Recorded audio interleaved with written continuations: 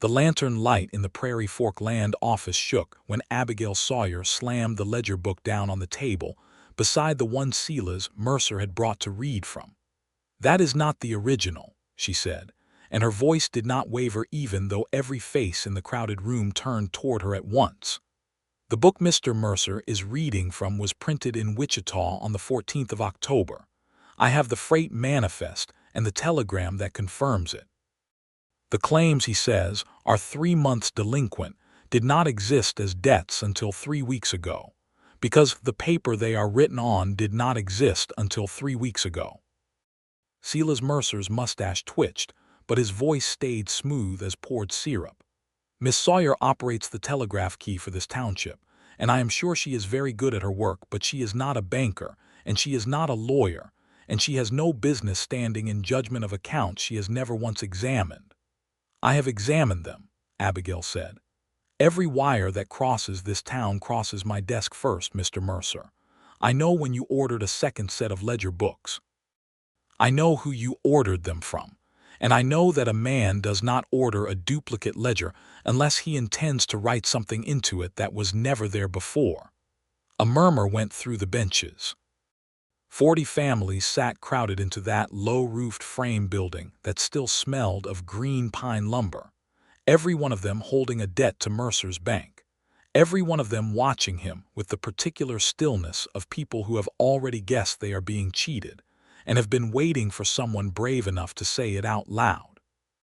Clark Collier had been sitting near the back with his hat in his lap and his boots planted flat on the floor, the posture of a man who had learned in 11 years of trail driving never to let his weight get caught wrong-footed. He stood now, slow, and the bench creaked under the release of him. "She's not wrong," he said. "I paid Mr. Mercer $40 against my note on the 2nd of September, before the run even opened proper, and again in October, and I have the receipts in my coat right now, dated and signed in his own hand. But the book he's reading from tonight says I never paid a cent since August. Either I'm lying or he is, and I've got paper to back my word." Mercer's smile did not move, but something behind his eyes went flat and cold, the way a creek goes still just before it freezes over. "Mr. Collier misremembers dates. It happens. Men are not machines." "I'm not misremembering," Clark said. "I keep a ledger of my own. Every rancher who's ever bought on credit learns to." He reached into his coat, unfolded a small, worn notebook, and held it up so the lamplight caught the columns of careful, blocky handwriting. "You want to compare arithmetic with me in front of the whole township, Mr. Mercer. I am plenty willing." For one long moment nobody in the room breathed. Then Royce Kane, who had been leaning against the back wall with his hat low and his arms crossed, pushed off the wall and took 2 steps forward, and Dutch Halloran did the same from the other side, and the room's stillness turned into something with teeth in it. "That's enough for tonight," said Constable Purdy, rising from the front row with the particular reluctance of a small-town lawman who had never before had to referee a fight between the richest man in the county and half his neighbors. "Meeting's adjourned. Mr. Mercer, you'll want to look into these questions before the settlement day you've called for. I'd advise it strongly." Mercer closed his ledger with a soft, unhurried click, as a man closes a door he intends to open again later. "Settlement day stands," he said, 3 days from now. Any man or woman who has not made good on their note by sundown that day will sign the relinquishment I've drawn up, same as we agreed when they took my money. I am not an unreasonable man, but I am not a charity either." His eyes found Abigail across the room, and though his mouth still smiled, the look he gave her was the look of a man taking careful aim. "And Miss Sawyer, I would remind you that spreading falsehoods about a man's business is the kind of thing that costs a person her position. The Telegraph Company answers to men like me for its franchise in this territory. You might consider that before you next decide to play lawyer." "I'll consider it," Abigail said, and did not look away. "Right after you consider explaining to a federal land office register why your ledger has 2 different sets of handwriting in the same ink." The room broke into noise then, people rising, arguing, a woman near the front crying quietly with relief and fear both at once. And in the middle of it, Clark Collier found himself moving toward Abigail Sawyer before he had fully decided to. The way a man moves toward a fire on a cold night without stopping to ask himself if it is wise. They came together near the door, out of the worst of the press, and for a second neither one of them said anything.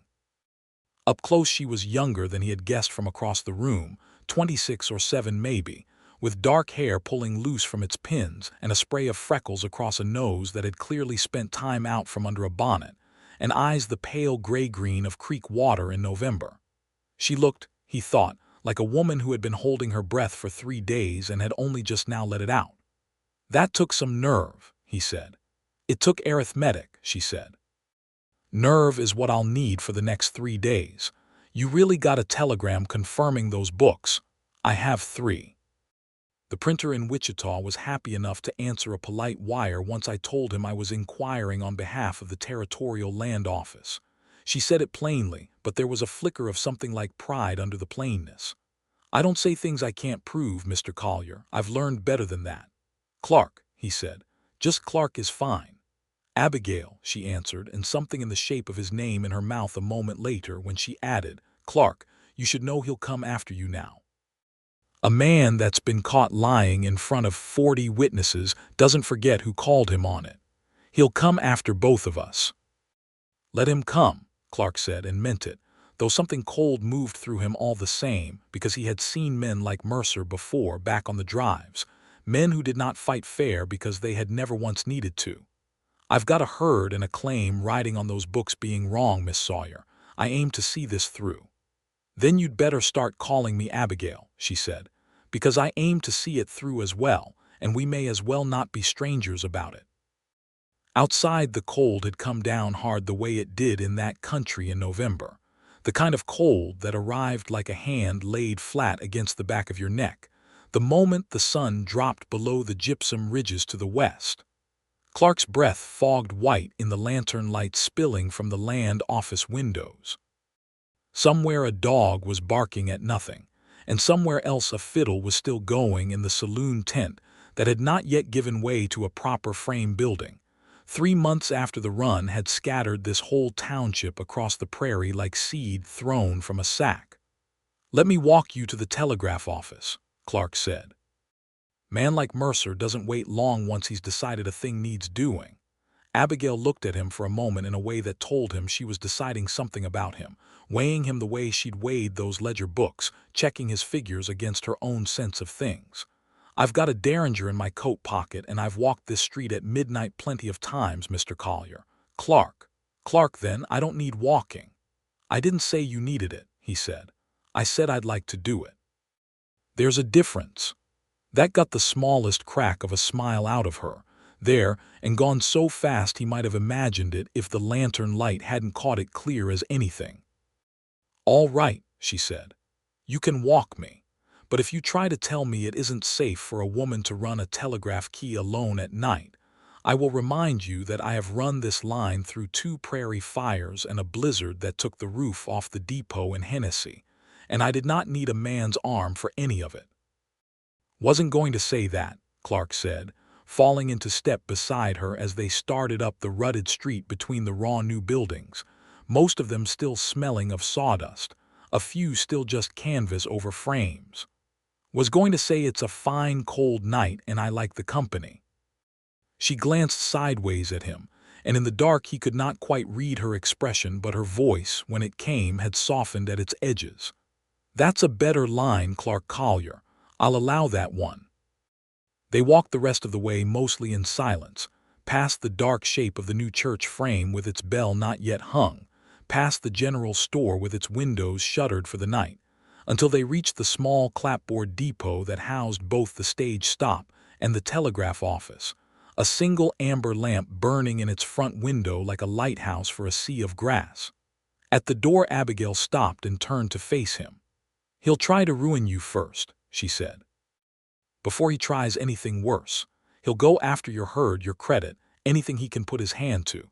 You should know that going in." "I've got nothing left for him to take that I haven't already staked everything on," Clark said.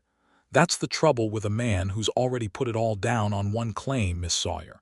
He's got nothing left to lose, which makes him either the safest man in the county or the most dangerous one, depending which way the wind's blowing. Which one are you? Ask me again in 3 days, he said, and touched the brim of his hat and walked back out into the cold, and did not look back, though he wanted to, and knew somehow that she was watching him go. The next morning came up bright and deceptively warm, the sun climbing over the gypsum bluffs to the west and burning the frost off the buffalo grass by 9 o'clock, the kind of morning that made a man forget, until the sun dropped again, just how hard the freeze would come once dark fell.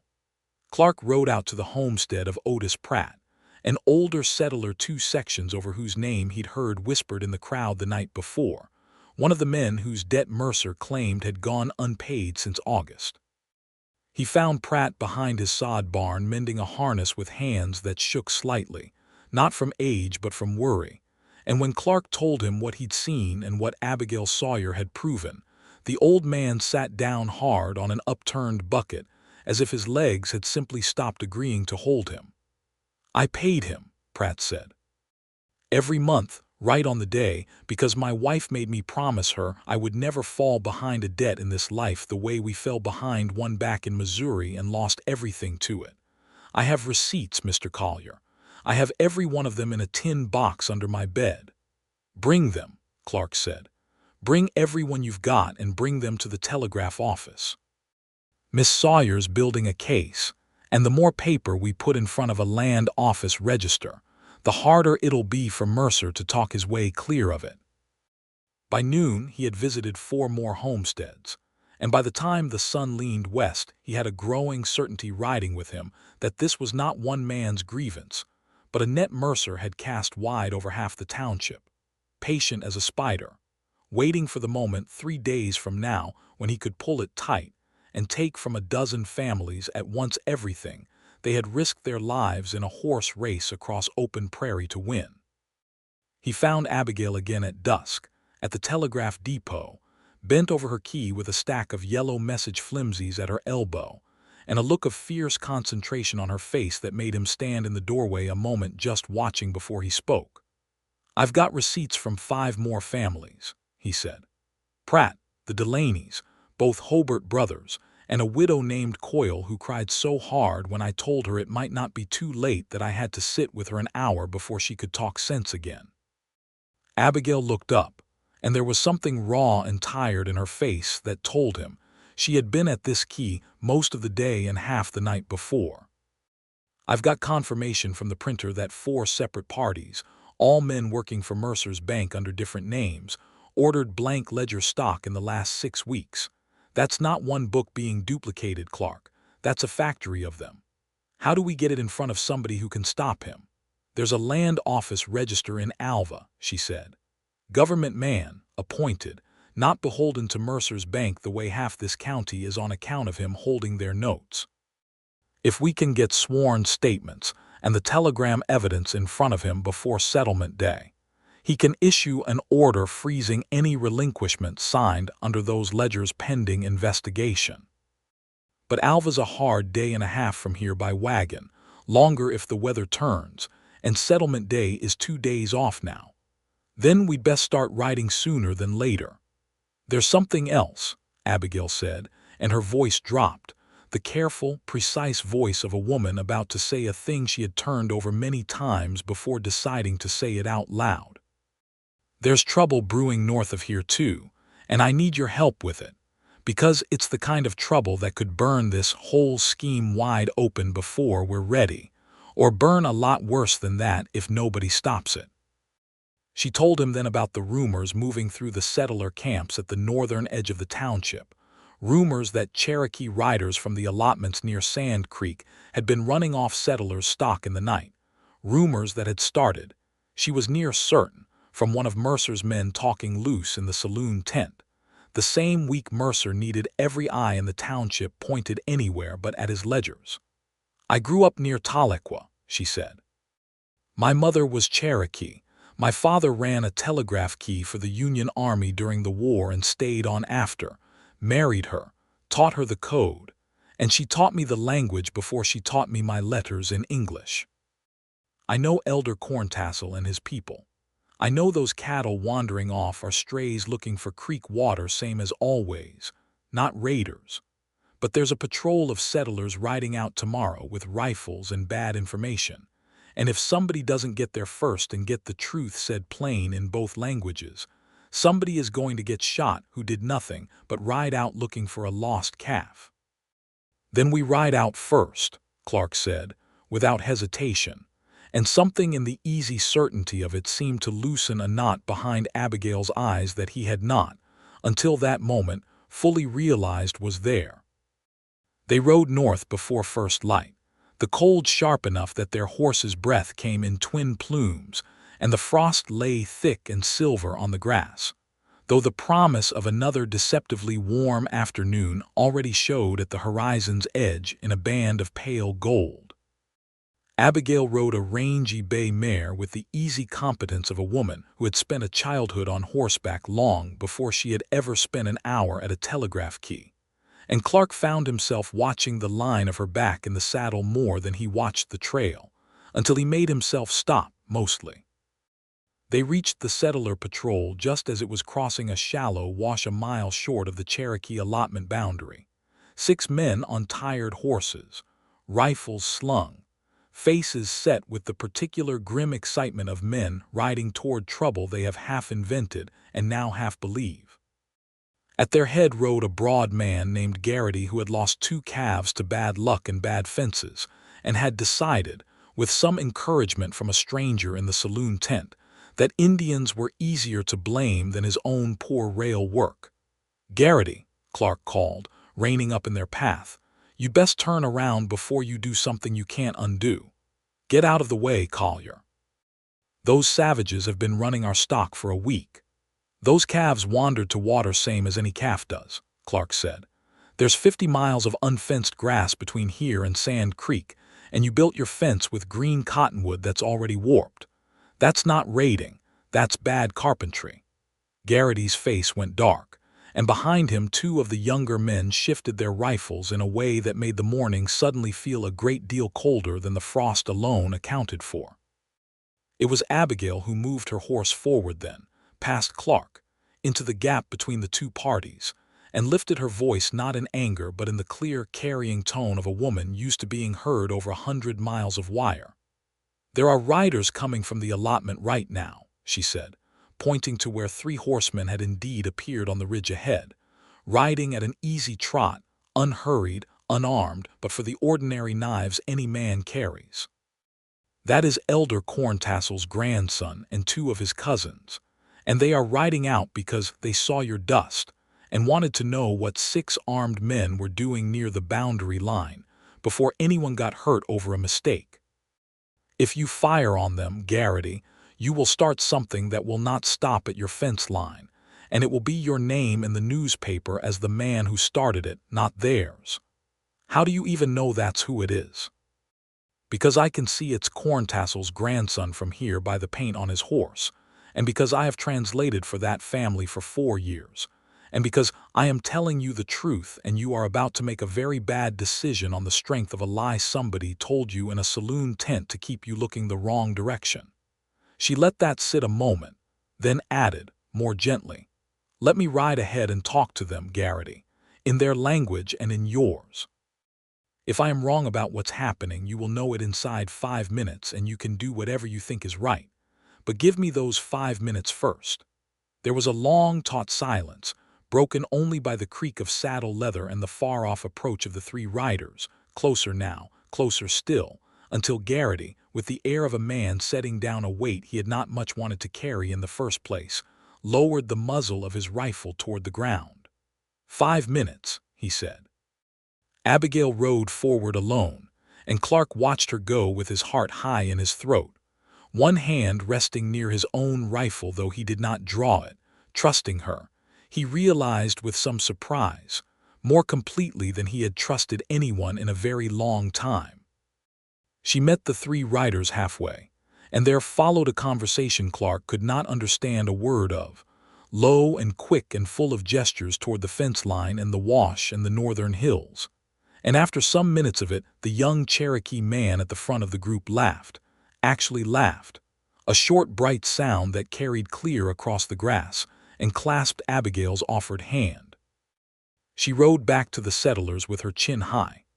They found the calves themselves 2 days ago, tangled in wire down by the creek where your fence washed out in the last rain, and drove them back onto your side rather than let them starve or drown. They were coming to tell you as much this morning, since none of you had bothered to notice your own stock was missing, until somebody told you a story that let you blame someone else for it. Garrity had the grace to look ashamed, at least for a moment, and the patrol broke up soon after with a great deal of muttering but no gunfire, and Clark rode alongside Abigail back toward Prairie Fork with something warm sitting in his chest that had nothing to do with the climbing sun. "You saved every life on that wash," he said. "I told the truth on that wash," she said.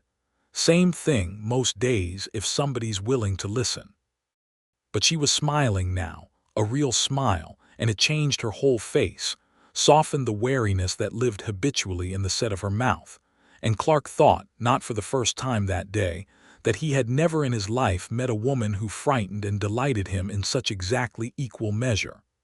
"Elder Corntassel," she said after a while, "will likely want to speak with you and me both once he hears what's happened. He's no fool, and he's heard the same rumors we have about Mercer stirring up trouble to keep every eye pointed away from his ledgers. If we're building a case against that man, an elder willing to speak to the pattern of his lies is worth more than every receipt in Otis Pratt's tin box."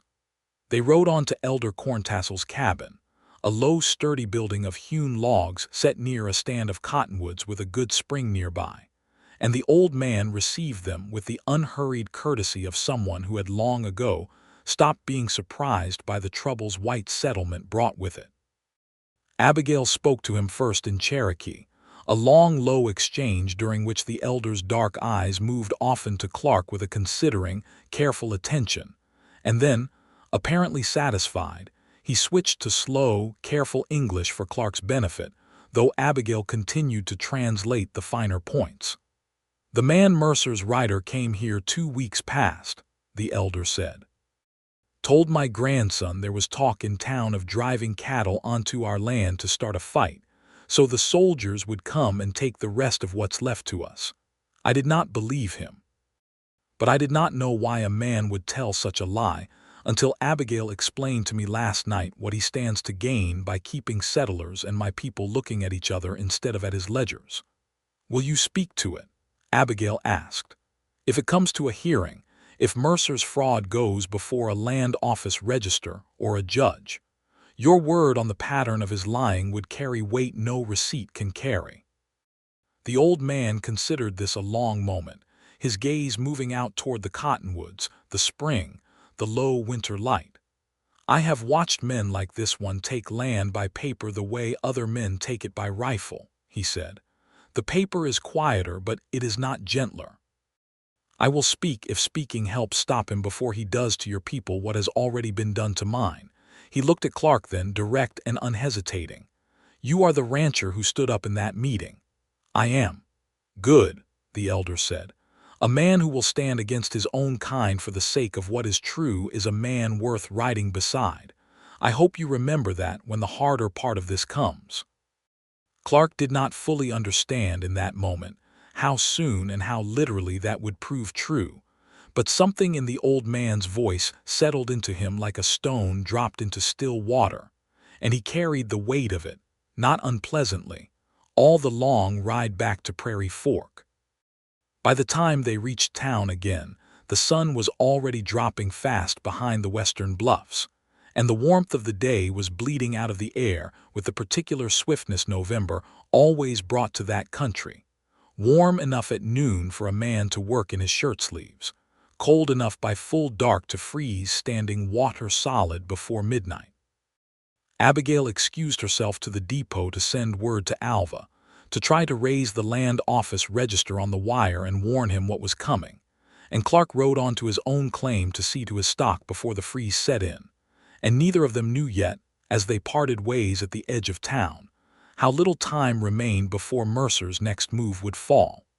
It came, as such things do in the dark hours, quiet and considered, the way a careful man does his worst work.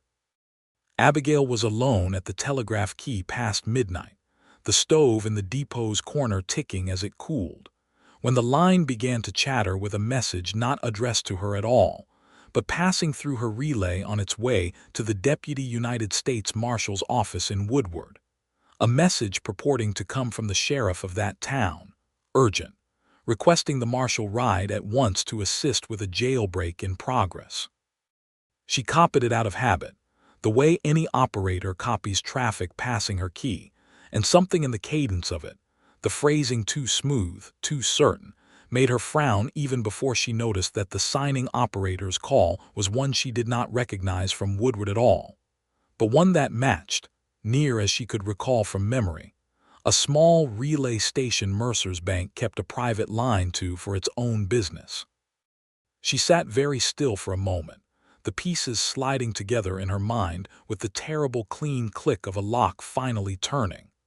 Mercer was pulling the only lawman within 2 days' ride away from the county entirely, on a lie, at the exact moment his settlement day drew near. She was still turning that over, cold dread climbing her spine, when the key chattered again, softer this time.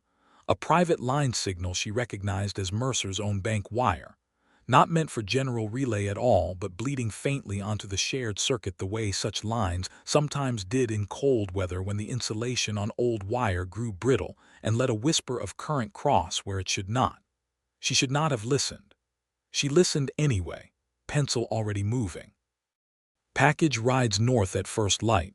Take him quiet at Widow's Notch before he clears the pass. Nothing left in his saddlebags when you're through. RK confirm. Confirmed. Notch by dawn, DH. She read it twice to be certain her hand had not simply written what her fear expected to see. But the words sat there on the page exactly as they had come, plain and terrible. And she understood at once, with a clarity that left no room for doubt, that Clark Collier intended to ride to Alva at first light carrying the evidence that could bring Mercer down, and that Mercer intended to see him dead in Widow's Notch before he ever cleared the pass. She did not remember afterward deciding to saddle her mare. She remembered only the cold hitting her like a wall the moment she stepped out of the depot, and the sky still black and hard with stars, and the long dark ride out to Clark Collier's claim with her heart going harder than the mare's hooves against the frozen ground, and twice having to slow at creek crossings where a skin of ice had formed thin and treacherous over the water, the mare snorting and sidestepping until Abigail talked her through it in the low, steady voice her mother had taught her calmed, frightened animals better than any spur. She reached his claim just as the eastern sky was beginning to gray, smoke already rising thin from his chimney, and found him in the yard checking the cinch on his saddle horse, a canvas satchel of papers already tied behind the cantle. Clark. He turned, and whatever he saw in her face brought him across the yard toward her fast. What's happened? Mercer sent men to wait for you at Widow's Notch, she said, the words coming out in a rush now that she had finally reached him. 3 days of careful, controlled speech unraveling into something rower. He's sending the marshal out of the county on a false wire, some fabricated jailbreak up in Woodward, so there won't be a lawman within 2 days' ride when you try to leave. Royce Kane and Dutch Halloran are meant to take you quiet before you clear the pass, Clark. Quiet meaning they mean to kill you and leave nothing in your saddlebags to prove any of what you know. His jaw tightened, but he did not look surprised exactly, only grim, the look of a man hearing confirmation of a danger he had already half suspected. How do you know all that? I intercept every wire that crosses this county whether it's meant for me or not, she said. That's my work, Clark, and last night it likely saved your life. Settlement day's tomorrow, he said. If I don't get this evidence to Alva today, Mercer forces a dozen families off their claims tomorrow with nobody left to stop him, and there's no time to send for a different lawman from anywhere else. Then we go around the notch, she said. There's another way through, A canyon shelf trail the Cherokee people use. That Elder Corntassel showed me once when I rode out with him to a burial ground 2 summers back. It comes out past the notch on the far side, closer to Alva if anything, but it's narrow, and it's not a road, and I won't lie to you and say it's safe. You're not coming with me into an ambush, Abigail. I'm already in it, she said, sharp now, the fear of the ride out finally finding somewhere to go besides her own chest. I'm the one who knows the wire code that could reach Alva ahead of us if we pass a relay hut. I'm the one who knows the language if we need Corntassel's people again. I'm the one who knows the trail around the notch, because you don't, Clark. And if you ride out there alone and get yourself killed over paper I helped gather, I will have to live with that a great deal longer than I intend to live with being frightened for one more morning. She took a breath, steadied it. I am not asking your permission. I am telling you I am coming, and you would be a fool to say no to help you plainly need. He looked at her a long moment in the gray early light, and something in his face shifted, settled, the last resistance going out of it not because he had been argued into it but because some part of him had wanted her beside him from the moment she said Mercer's men. All right, he said low. All right. Saddle up then. And Abigail, he hesitated, and something almost shy crossed his weathered face. Thank you for riding out here in the dark to tell me. Don't thank me yet, she said, already turning her mare. Thank me once we're both still breathing on the other side of the notch. They rode out together as the sun cleared the horizon at last, gold and thin, and giving no real warmth yet, their breath still fogging, frost still silvering every blade of grass, the two of them moving at a hard trot toward the low gray shoulder of the bluffs where Widow's Notch cut its narrow gap through the rock, and where, unseen from the trail, 2 hired guns waited among the boulders for a man they did not yet know would not be riding alone. They left the main trail a half-mile short of the notch, cutting northeast along a dry wash Abigail seemed to navigate more by memory of feel than by any clear landmark, until the wash opened onto a narrow shelf of pale gypsum rock that ran along the face of the bluff like a scar, wide enough for a single wagon or 2 riders abreast if they were careful, with a drop on the outer edge that fell 40 feet or more onto broken talus below. They were perhaps a third of the way along the shelf when the first shot cracked out behind them, far off, more warning than aimed, and Clark twisted in his saddle to see 2 riders emerging from the rocks near the main trail's mouth, having realized too late that their quarry had slipped the intended killing ground and was even now visible along the exposed face of the bluff. They've seen us, he said. They can't get horses up here fast, Abigail called back, already pushing her mare into a faster, more careful pace along the narrow shelf.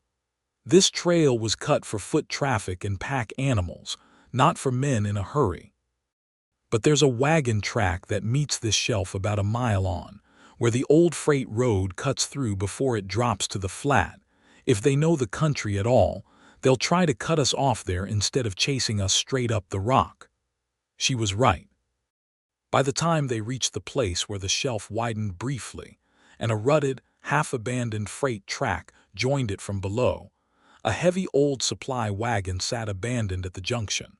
One wheel canted in a rut, its team unhitched and gone, clearly left their days before by some freighter who'd given up on the grade rather than risk his animals on the narrow climb.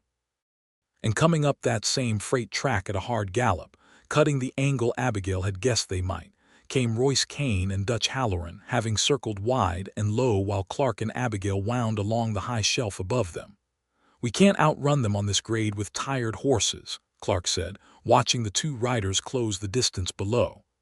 But that wagon is exactly what we need, Abigail finished, already swinging down. Help me get it clear of the rut.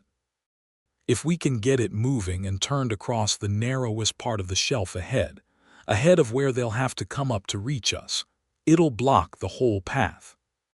They'd have to go around by the low trail entirely, another 2 hours at least.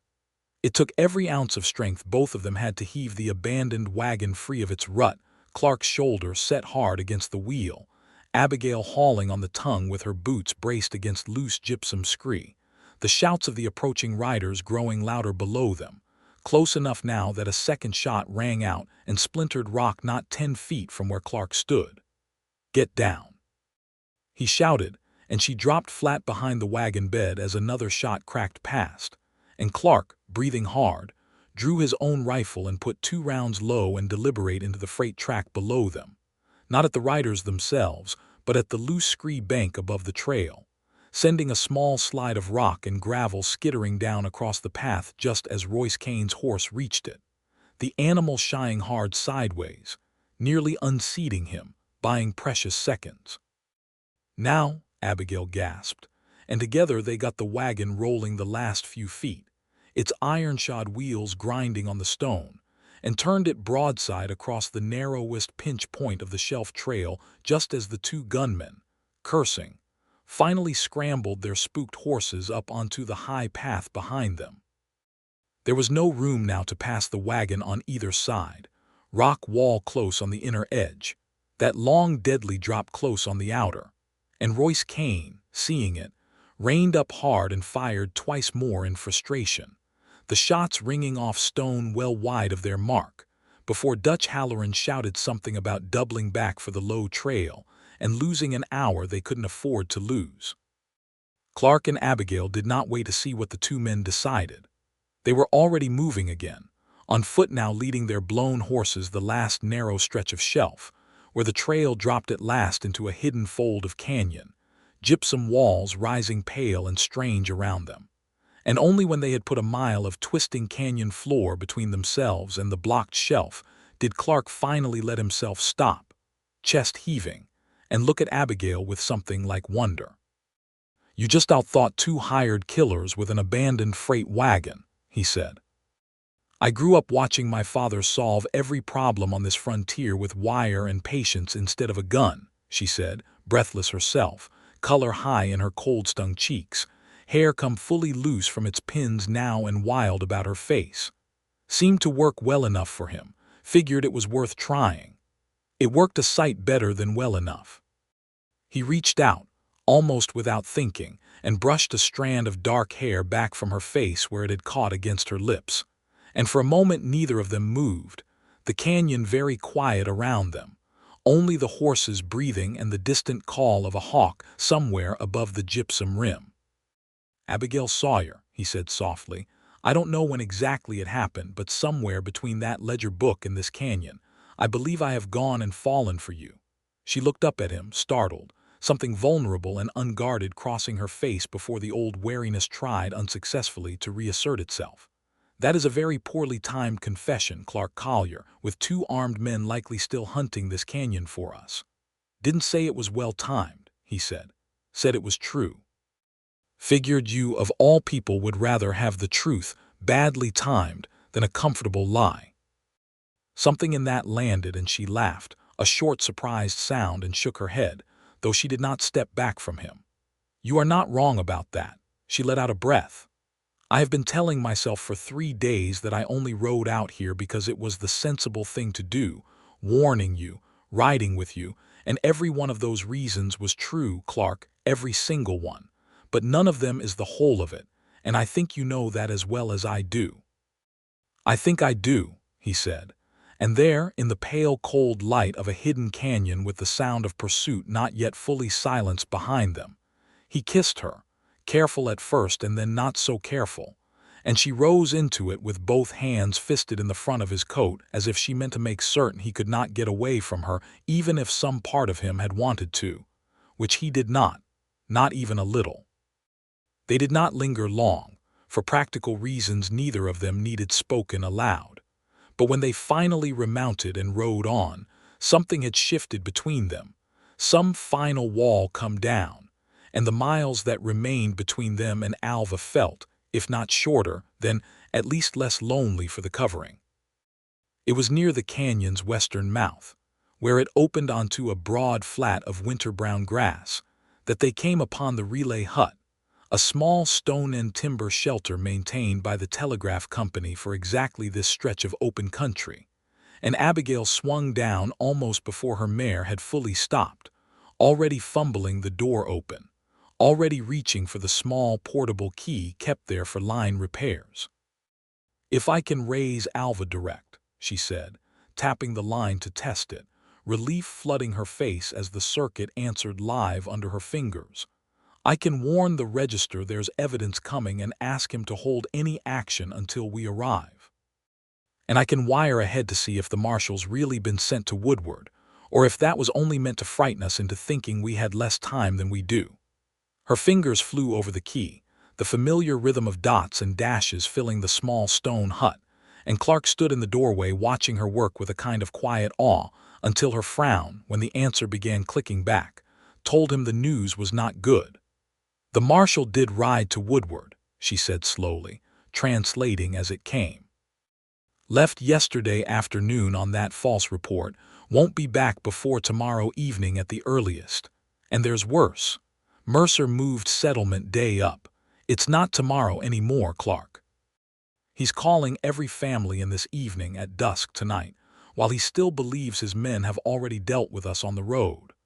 That gives us maybe 8 hours, Clark said, doing the arithmetic of daylight and distance with a rancher's practical certainty. Alva's still near a day's ride from here, even pushing hard. Then we don't go to Alva first, Abigail said, already working the key again. I wire the register directly, tell him everything, ask him to send word by wire to whoever he trusts in Prairie Fork that might carry legal weight tonight. A justice of the peace, a notary, anyone with authority to declare a public fraud invalid on the spot even before a formal hearing. And I wire the newspaper too. Mercer can bully 40 scared settlers in a closed room. He is a great deal less brave in front of a printed page and a government man both. It took the better part of an hour. The register in Alva slow to be convinced at first, and then, once the weight of the printer's telegrams and Clark's dated receipts had been read to him over the wire in full, moving with sudden, decisive speed, dispatching an emergency wire of his own to a deputy who happened, by good fortune, to be passing through a nearby relay point on unrelated business, ordering him to Prairie Fork with authority to halt any relinquishment signings, pending federal review of forged mortgage instruments. It was not a marshal's badge exactly, but it was close enough, backed by enough government weight, that even Silas Mercer would think twice before ignoring it outright, especially with witnesses present and a printed extra of the Prairie Fork Sentinel already being set in type at Abigail's further urging, carrying the whole sordid tale under a bold headline for every family in the county to read with their own eyes come morning, whatever happened tonight. They rode the last miles back toward Prairie Fork as the light began to fail, the warm gold of the afternoon bleeding away fast into the hard blue cold of a territory evening. And it was on that final stretch, cresting a low rise within sight of the town's scattered lights, that they found Elder Corntassel waiting for them at the crossroads with his grandson and 2 other riders, fresh horses in hand. "Your telegraph office sent word to a boy who runs messages for us," the elder said, by way of explanation, when Clark and Abigail reined up in surprise. "Said there was trouble coming to a head tonight, and that you two had ridden through worse than tired horses to bring it to light.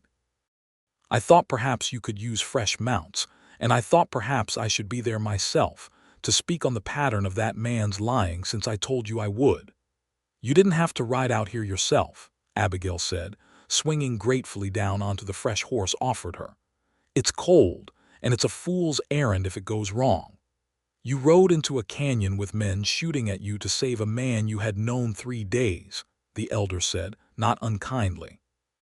"I think I can manage a cold ride to see a liar finally answered." They reached Prairie Fork just as full dark settled over the township, the land office building blazing with lamplight, its windows crowded with faces, and through the thin walls came the low murmur of frightened families and the smooth, confident voice of Silas Mercer, already well into his settlement day reading, already calling names, already sliding relinquishment papers across a table toward trembling hands. Clark did not wait for ceremony.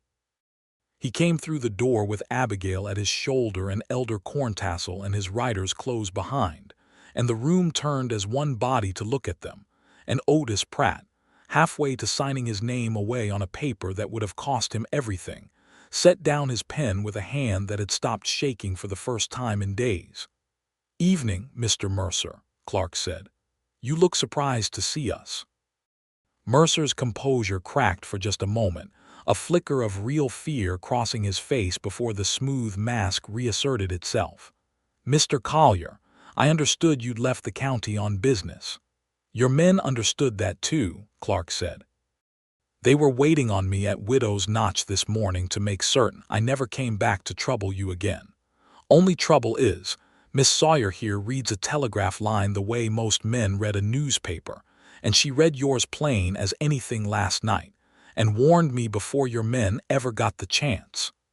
A ripple of shocked murmuring moved through the crowded room. Mercer's eyes flicked to Royce Kane and Dutch Halloran, who had slipped in near the back some minutes before, mud-spattered and grim from a long, fruitless detour. And something passed between the three of them that told the whole room, more clearly than words could have, exactly how true the accusation was.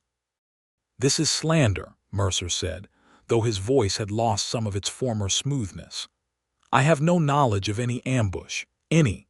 The register at Alva has your printer's confirmations, Mr. Mercer, and every receipt Clark and a dozen other families in this room can produce," Abigail said, stepping forward, her own voice ringing clear and hard through the crowded hall. "He's already dispatched a deputy with authority to halt these signings tonight, and the Sentinel is printing an extra as we speak that will be in every hand in this county by sunrise, laying out every forged ledger and every dollar you've stolen under color of debt that never existed. You can keep pretending in front of these people tonight if you like. It will not matter tomorrow." Elder Corntassel stepped forward then, unhurried, dignified, and every eye in the room, settler and banker alike, turned to him with the particular attention a man commands when he has clearly not come to be trifled with.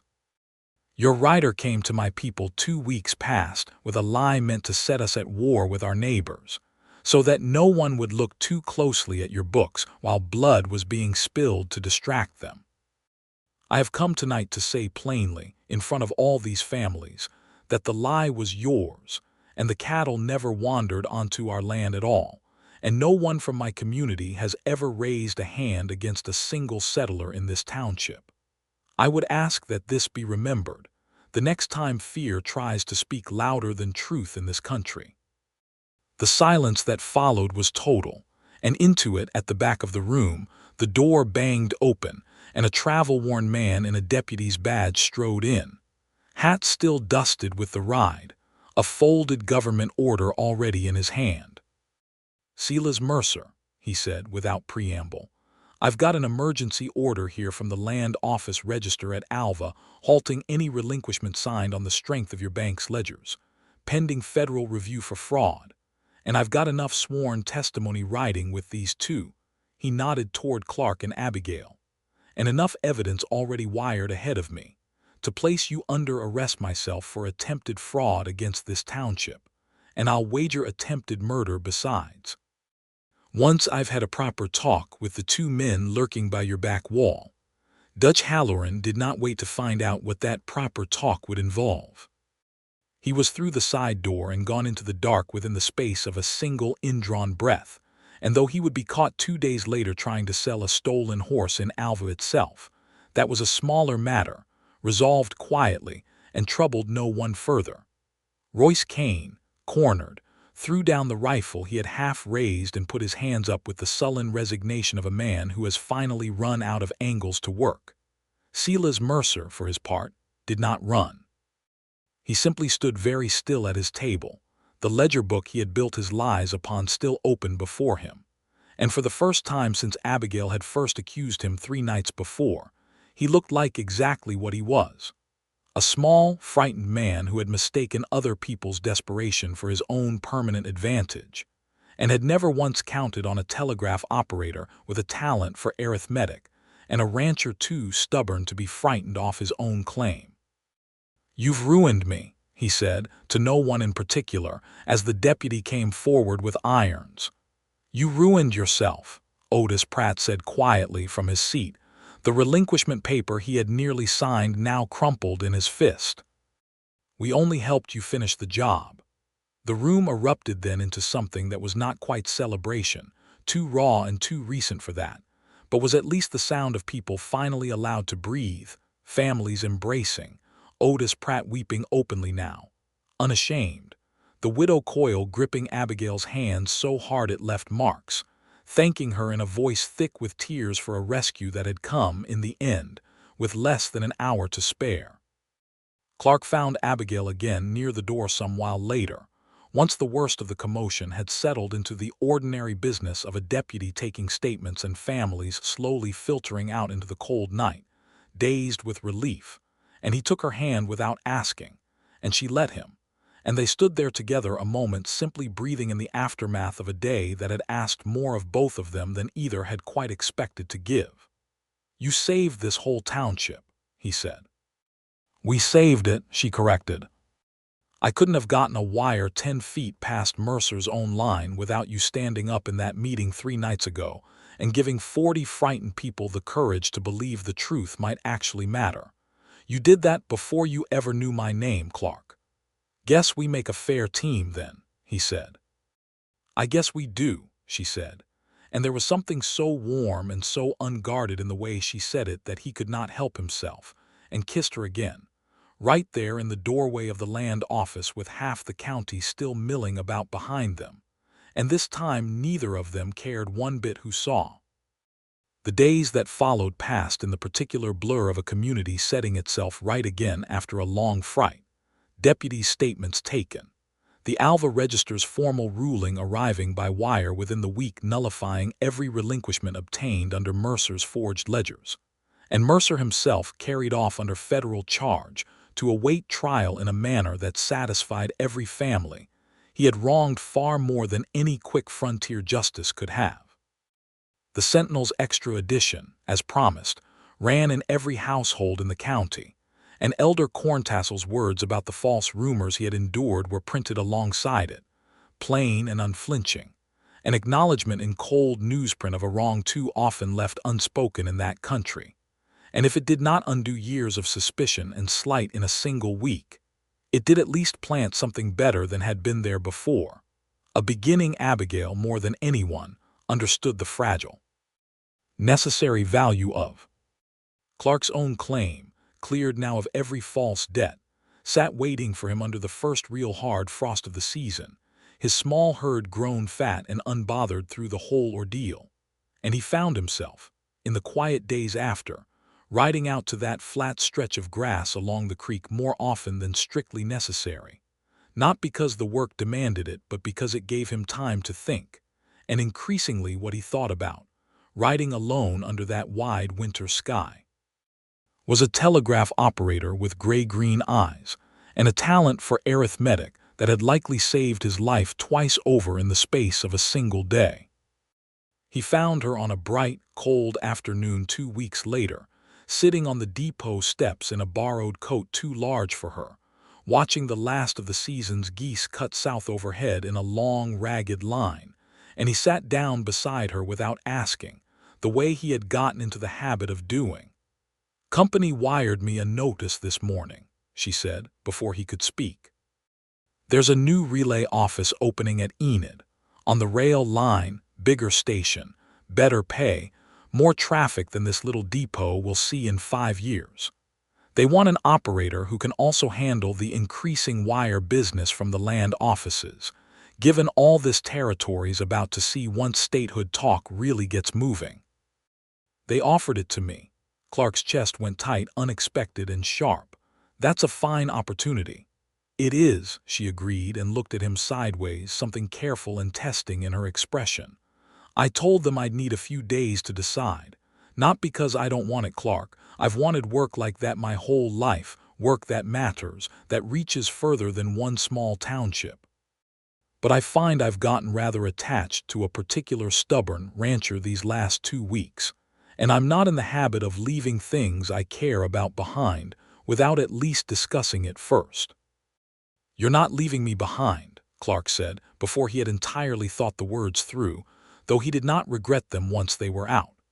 "Abigail, I've got a foreman in Otis, Pratt's oldest boy, who's been asking to run more of the day-to-day work anyway, and I've got a claim that isn't going anywhere, deed clear and mine for good now, thanks in no small part to you. But a ranch doesn't have to be the only thing a man builds his life around. I could sell part of the herd, keep breeding stock with Pratt's boy managing the rest, and there's good grazing country all around Enid besides. I don't have to choose between the woman I love and the land I fought for, not if I'm willing to be a little braver about what a life can look like than I've been in the habit of being." "You love me," Abigail said, quiet, testing the words as if she wanted to be certain she'd heard them right, though he'd told her something very like it already, back in that hidden canyon with the gypsum walls rising pale around them. "I told you that in the canyon," he said. "Meant it then. Mean it more now, having had 2 weeks to get used to how much trouble you are." "I am not trouble," she said, though she was smiling now, wide and unguarded. "I am an excellent judge of ledgers and a fair hand with a Morse key, and if you're going to marry me, Clark Collier, you had better learn to say so properly. Is that a yes to Enid or a yes to marrying me, or both?" "Both," she said, "if you're asking properly, which you have not yet done." He took her hand then, right there on the depot steps with the last of the geese vanishing south over the gypsum bluffs and the cold, clean smell of approaching winter in the air. And he did ask properly, plainly, without any of the careful hesitance that had marked so much of their first days together, because there was nothing careful left in what he felt for her, only certainty, hard-won and clear as spring water. "Abigail Sawyer," he said, "will you marry me and come build whatever comes next with me, wherever the wire and the herd and good sense happen to take us?" "Yes," she said simply, and kissed him before he could say another word, right there in full view of anyone who cared to look, which, in a township that owed the two of them more than it could ever properly repay, turned out to be nearly everyone passing on the street that afternoon, and not one of them seemed the least bit surprised. They were married the following week by a circuit preacher who happened, by fortunate coincidence, to be passing through Prairie Fork on his usual autumn round, in a ceremony small and plain, and entirely without pretension, held in the same land office hall where Abigail had first stood up 3 weeks before with a ledger book and an unshakable insistence on the truth.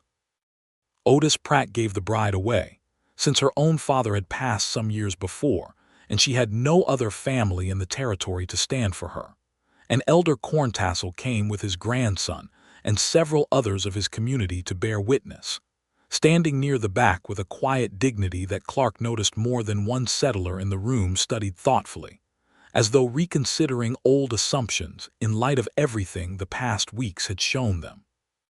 There was no grand feast, no long lingering celebration, only good bread and coffee, and a fiddle brought out afterward for a few turns around the swept dirt floor. But Clark could not remember, in all his years on the trail or on his claim, ever having felt so entirely and simply happy as he did that evening, watching Abigail laugh in the lamplight with her hair coming loose from its careful pins the way it always eventually did, no longer wary of anything at all. They left Prairie Fork 3 days later, at first light, the morning cold and clear and edged with the particular silver frost that always came before a hard freeze, their wagon loaded with what belongings they meant to carry to Enid, and the promise of more sent on later by freight. Clark's small breeding herd left in the capable hands of young Pratt, the claim itself standing patient and clear-deeded behind them, waiting for whatever future they chose to make of it. Whether that meant returning to build a house upon it one day or simply holding it, as so much land in that changing territory was held those years, as a promise kept against a life still being decided. Abigail sat the wagon seat beside him with the reins loose and easy in her own capable hands, for she had insisted, laughingly, on driving the first stretch herself, and Clark did not argue, having learned by then exactly how little good arguing with her ever did him, and how little he wanted to argue in the first place. "Any regrets?" he asked her, as the last low roofs of Prairie Fork fell away behind them and the wide gold country opened up ahead, gypsum bluffs catching the low morning sun like something half made of light. "Not one," she said. "I've spent my whole life sending other people's words down a wire, Clark. Feels fine, for once, to be riding toward a life I chose to send myself." "Enid's a 2 days' journey," he said. "Longer if the weather turns." "Then we'd best not waste daylight talking," she said, and gave the reins a light shake, and the wagon rolled forward into the wide, bright cold of a new morning, the two of them riding out together toward whatever came next, side by side, exactly as they meant to go on being for the whole of the life still waiting to unfold ahead of them.